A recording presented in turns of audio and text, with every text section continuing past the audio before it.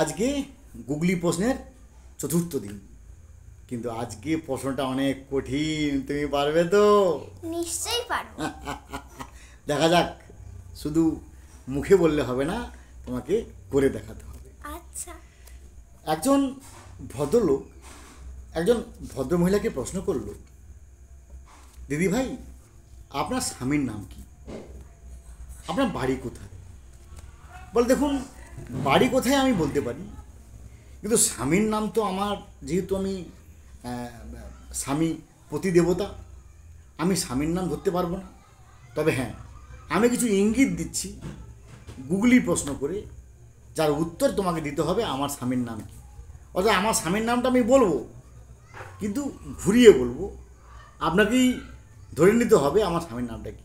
বল, ঠিক আছে। তো ভদ্রমহিলা বলল, 3, 13 মধ্যে 12 4 দিয়ে পূরণ করো। কি বললাম? 3, 13 মধ্যে 12 4 দিয়ে পূরণ করো। এই আমার স্বামীর নাম, আমি যাব নন্দীগ্রাম। তাহলে সে তো তার বাড়ির ঠিকানা বলে দিয়েছে, নন্দীগ্রাম বাড়ি, কিন্তু তার স্বামীর নামটা কি? পঞ্চানন। কীভাবে হলো?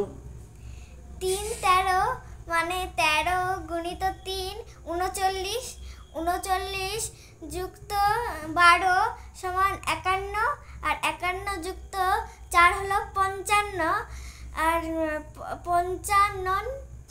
তার স্বামীর নাম Panchanan. Correct. You are a good girl, I am very proud of you. Thank you.